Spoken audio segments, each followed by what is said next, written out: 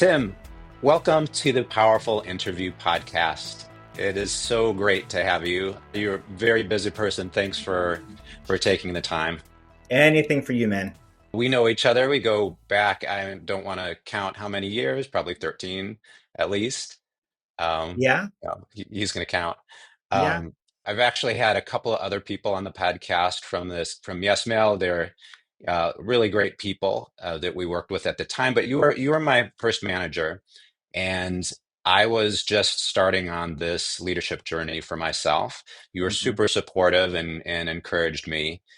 You are a serial chief product officer, engineering and product leader. Cereal. It sounds so Serial. heavy. Wow. Well, yeah, if the shoe Yeah. fits.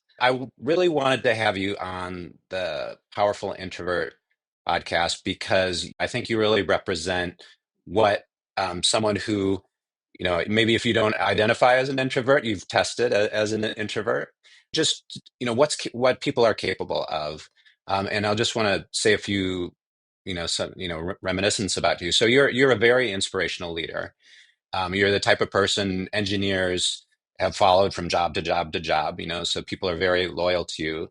And there's good reasons for that. As a leader, you're very caring, you're very direct, you hold people accountable for things, but you create a very supportive and motivating environment. And things that were just kind of blew my mind at the time going back, you're just emotionally vulnerable. Like sometimes something moves you, you're not afraid to show that, which is really cool. So, my question for you is like, what made you like this? So, I mean, wow, where to start? I would say if I just tackle the leadership, I used to talk about being vulnerable, right? Hmm. People will appreciate both the vulnerability, but also the authenticity. Plus, I suck at faking. Like you said, be very direct. So you know exactly where I stand. And so I just always had enough confidence to say, I'm just going to be who I am. People can take it or leave it. The reason why I got into leadership, literally, was I remember I was still developing. I was trying to decide architecture, technology, or leadership.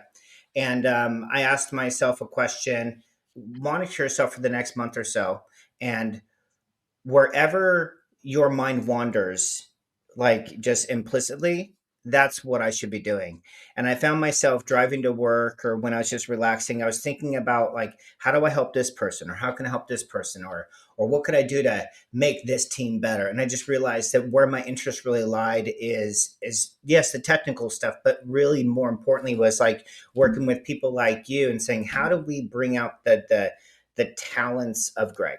Right? How do we tap into who he is and his strengths? Because him confident and authentic and empowered makes all of us better. And so I just felt like that was what's motivating me. It's like, how do I really get other people to just lean into their strengths? Because I think everybody is special in a lot of ways. You just have to have the courage to be who you are. Yeah, that's great. That's definitely something that I felt and that I saw. Where were you when you had that realization that that's what interested you and that's what you wanted to do?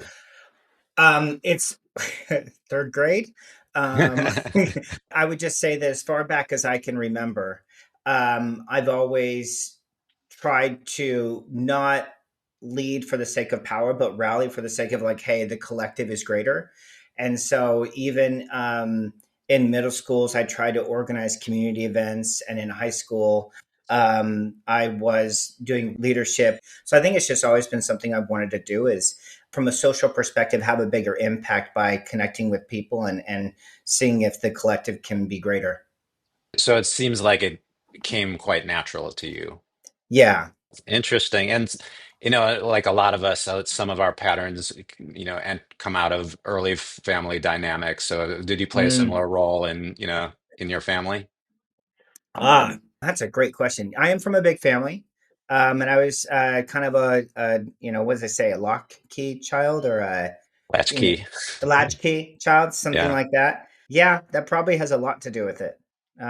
Just that upbringing. I couldn't tell you the specific events that would created it, but even right now, like I was just doing a personality test for somebody else who wanted to kind of like understand a little bit of like, hey, what's your personality type? These personality tests, they all have different ways to frame characters, and they're like, "Oh, you're a social reformer."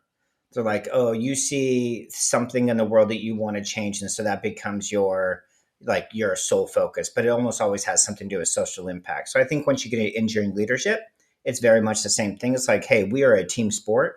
Collectively, we cannot build great products and serve people without us really working together.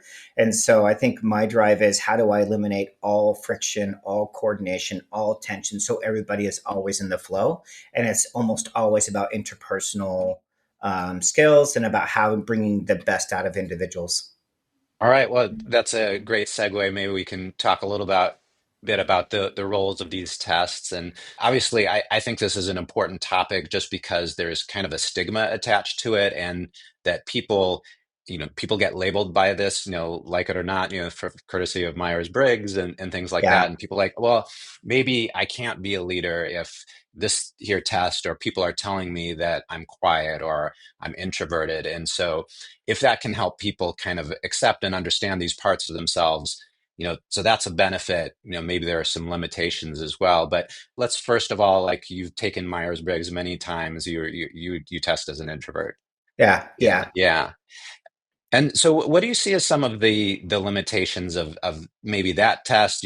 Maybe there's alternatives you prefer to look at. There's so many of them. I think there's something to learn from all of them. Like the INTJ, that's great. And then you go look and you say, oh, that's an INTP. But then you have some colors, and then you have character pillars. And I think all of them, they're just different ways to help you understand who you are. Like I was just telling my team, I wanted them to go take any personality test and then take a second one and then walk away with three things that you learned about yourself. To me, that self awareness is just so powerful that each one of these, there's no one that's great. They're all just informative. And and how they help me is they help me understand what triggers me. They help Mhm. me understand, when do I get emotional? What drives my stress? Why do I procrastinate? Right? They're all very interesting to help you be more self aware. And that obviously makes you more aware of others. It creates better empathy. It just makes you a more informed person, but also a much better leader. Awesome. I think that's a really great way to think about it for yourself. I'm curious if when you have your team, get these test scores, do you have them share them with each other, or is there sort of kind of a group disclosure kind of thing? Yeah, you can. It's so funny. They put them on their profile. It's like, oh, this is what you are. I don't know that that's very helpful because that oversimplifies it. When the high level categorization, that doesn't do anything for me. It's like, okay, great, you're this. That doesn't change anything. It's more like, what stresses you out? My personality types, I'm quick on my feet. I can respond fast, kind of a fast thinker in the moment. And especially in America, in our society, that is conveyed as like, oh, that's what you want in a leader, right? That type of stuff. As I continue to get older, I actually think it's the opposite. I'm actually pushing really hard to not be a fast thinker, Mhm. to be a slow thinker. And I'm leaning into people that are naturally slow thinkers and saying, embrace that. Like right now, I don't do things like, hey, let's all brainstorm this. Don't do it. It's like, write it down, send it, let people think. That's good for me and it's good for you. It's great that you're doing that brainstorming technique because I've written a piece on that, just how kind of toxic just the live free form brainstorming can be, or just not super effective. Mm-mm. Um, and I also heard it looks like you're searching for balance in your team and diversity of thinkers, making sure there's thinkers of different speeds. Yeah, it's like I said, that thinkers of different speeds. As I've become a father, and you start to see, with my daughter, she's a very intelligent person, but she thinks differently.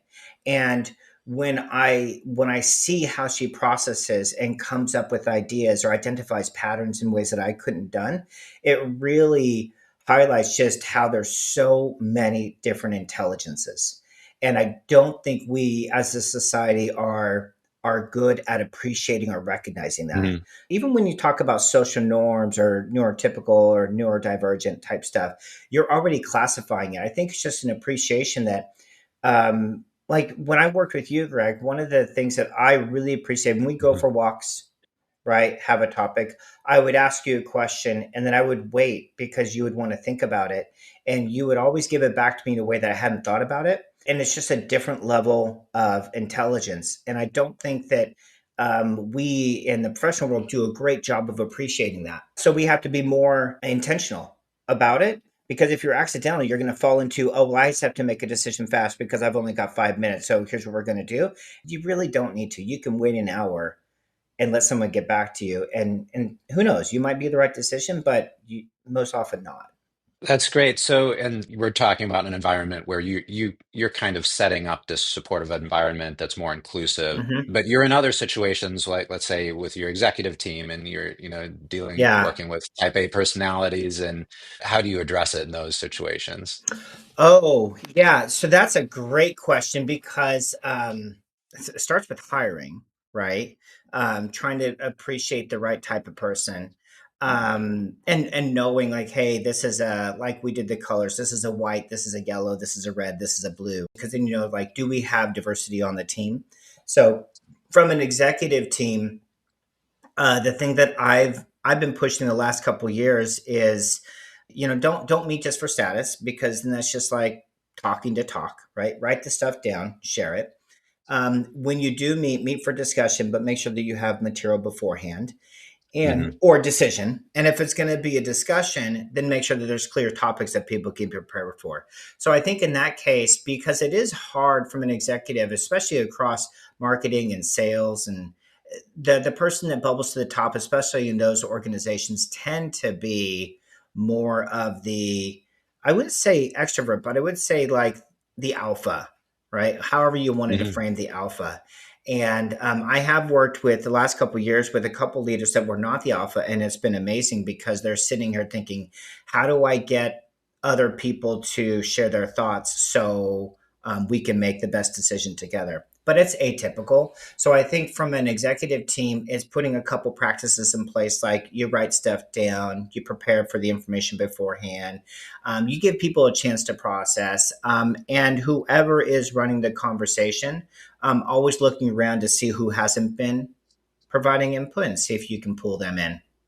That's great. So what I'm hearing is that in a situation, you're one of a few executives, and but you can frame the discussion that's coming up by ensuring that people are preparing in advance and bringing their ideas, becoming more prepared, then also being actively, you know, looking around the room, making sure everybody's voice is being heard. Yeah, I'll say I say it and then I reflect back even in the last couple of weeks, and I fell flat on my face a few times. There are moments when you have to move with urgency. There are moments where good right now is better than great tomorrow, right? Hmm. And so usually the high stress moments, they tend to reinforce everything I was just talking that we're trying to build around, which is like, the quick decision making, the alpha in the room, the decision maker, things like that. But all of the other moments, just like a good relationship, like your relationship isn't great because, you bought something on Christmas and Valentine's. It's great because, all the small moments every day, every week that add up. I think that's the same thing when it comes to, um, right, appreciating all personality types, all talents on a team. Is all the small in like minute moments every day that you're trying to foster this inclusivity. Yeah, that's great. And of course, business culture is what it is, and it has been dominated by, the alpha personalities, quick decision making, and when things are stressful, you might fall in bad habits, but then there are those situations which were, call for a lot of attention and What's been your experience? Like you're on the executive team. What's been your experience on? Because obviously this is a topic near and dear to you. How do you navigate it? certainly kind of pushing in the direction of inclusivity and that sort of thing. I think a lot of it is tone set by the CEO. There's that, but as any executive, like you have a lot of sway on how meetings go. Like any meeting that you attend, Hmm. you can set the tone on that. No, it's a great point. You raise like the CEO is so impactful with respects to the culture. It's almost like what behaviors do you um, reward? Like from a team perspective, do you reward heroics or do you try to eliminate them? Hmm. Right? Do you celebrate the person that worked over the weekend, or do you celebrate that the team rallied to get a release out, something like that? So those sorts of Hmm. things reinforce the right or the wrong behaviors, and so as a leader, it's creating the environment where you can reward results and not necessarily some of these behaviors that make it easy to reward. Because in a lot of ways, an alpha person, you're kind of like rewarding just being the loudest voice in the room. Yeah, and some people will naturally be quieter, and you've achieved this level, so you know, like everybody in there is smart. Everyone there is experienced and accomplished, and so the good ideas are going to be evenly distributed in that team. And so if you're just letting the loudest person speak, then you're losing out. You're not getting the best results for yourself or your company.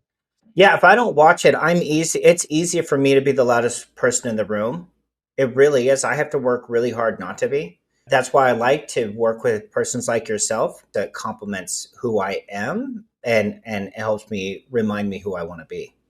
Awesome. So let's dig into that part a little bit because I think that's going to be something that's a little unintuitive to people.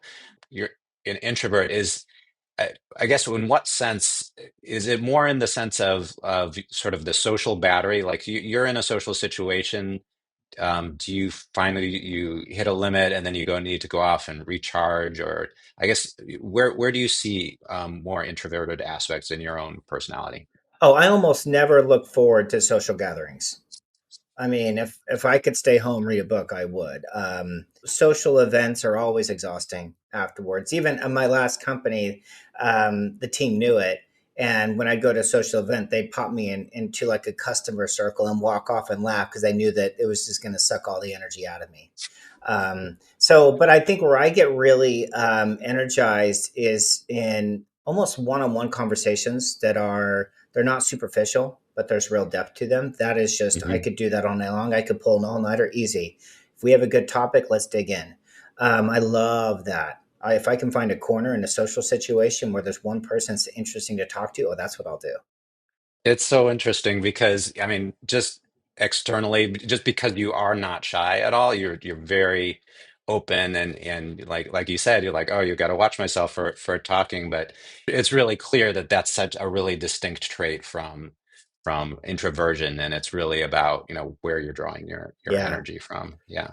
Has there ever been part of you that just wanted to be comfortable, or is just there's something that's always been drawn to, you know, the things that are pushing you maybe beyond your limits, but what you've done in the past. Ooh. Um, Life is short. Who wants to put on your gravestone, you know, like I made a lot of money? That's I mean, some people might. For me, it would be like I want to look back and be really proud. Part of you can measure that is by the impact you have on other people. Part of it could be like some of your own achievements. I think right now I look back and saying, you know, how can I be the best father possible? How can I be the best provider?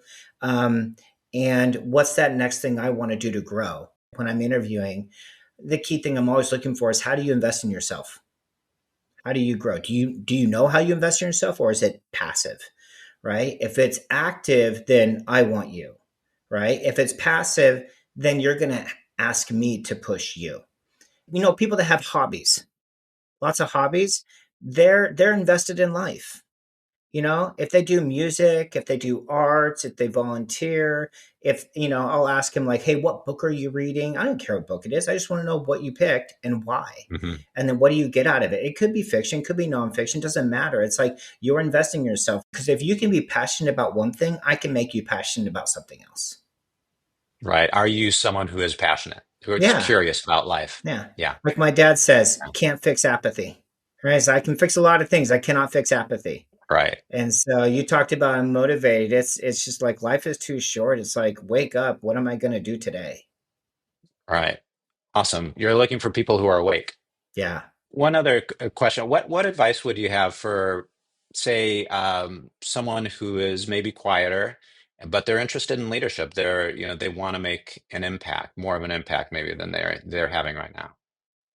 Well, I actually thought about this quite a bit. I would say one is you want to find an advocate that appreciates you for who you are. Here's a great example. When I was in college, there was one course that I flunked. A couple weeks into the course, that I need to drop out of this. This isn't going to go well. And I was like, no, I'm gonna overcome it.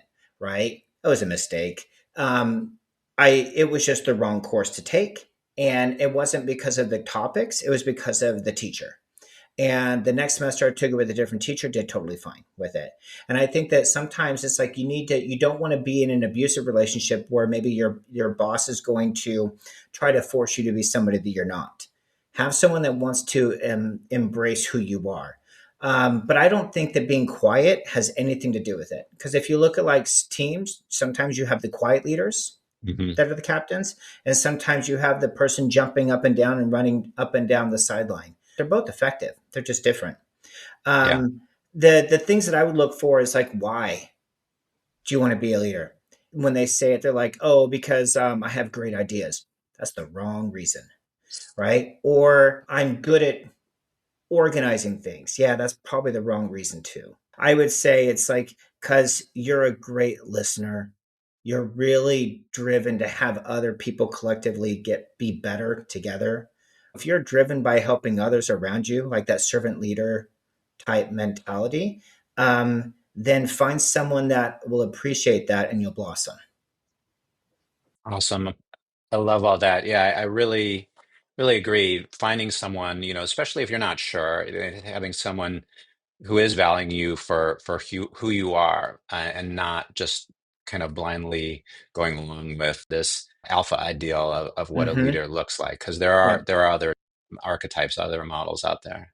Tim, is there anything that I haven't asked you about that comes to mind that you would want to share on these topics? I'm really curious. I think this would be an interesting topic. When you're looking for, let's say, a lieutenant, someone that you want to foster and grow, right? What is it that you're looking for?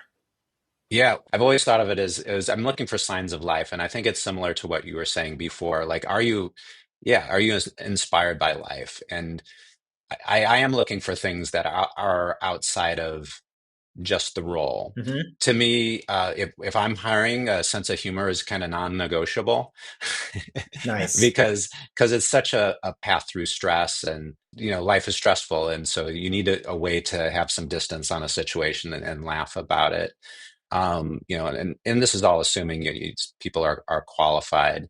But I think beyond that, I'm looking for a level of kindness in people. The team I'm hiring, in the way I try to organize is for things to be very collaborative, and there's degrees of mutual respect.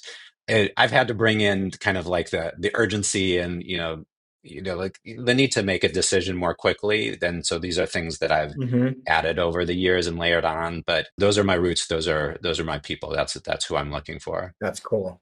Yeah, I would align with that. And I remember some of my criteria were that, the empathy, the kindness. Like if you don't get that on day in that first interview, moving on. And then past that, I like to find people that ask really good questions that will challenge your assumptions. That shows like how much of a critical thinker you are you actually processing the information, or are you just going through the motion? Because I need to know if you're making decisions that I don't need to second guess them, that you've thought about it. And that is such a great quality for a good leader, is someone that doesn't really have the answers but really knows how to ask great questions. Yeah, I really like that. It's always a bad sign when someone just leaps into the answer, and it's like, well, wait a second. Are you sure you understood the question? Are you sure you understand the context? And Yeah, that's a can be a red flag. we kind of did a little bit of bashing on the alphas, right? Yeah. And it's not that there's nothing to defend wonderful like qualities. The problem is, and this applies to everybody, is when you know enough to think you have the answer, and then after the fact you realize like how much you didn't know, right? Hmm. Just being aware that there's probably still a lot of unknowns, and so I like to have people that um, love to understand the nuances and the subtleties or the Hmm. complexity, because then at least you know that there are real trade-offs to be made. How many times have you backfired on a decision or a project or even a team because you oversimplified the problem? How do you make sure that people are willing to call bullshit for you and, keep you honest? I don't know that I've. Ooh, maybe I have had that problem. Um, it's hard, right? Because for yourself, you don't look at being a leader as someone that has power, but that doesn't mean that your team doesn't look at you and look at you as someone with power. And so that dynamic makes it really hard for certain people to embrace this. You're just a person. Give me this. Give me the truth. Right. Yeah. And so then I think oftentimes it's on us to look for people that are not being honest, not because they're deceitful, it's because there is a power dynamic, whether you see it or not. And you have to do your best to tear it down so you can get unvarnished truth, especially with situations that are tense or stressful for people, because then most people clam up even more. Yeah, that's a really good answer. Just the higher the level of the leader you are, the more deliberate you need to be to be sure that you're getting people's honest feedback. You're fostering that environment too. Well, I would say I value it. I don't know how well I foster it, but I definitely value it, right? Yeah. But I Yeah. think what you had just said there is because we can always get better.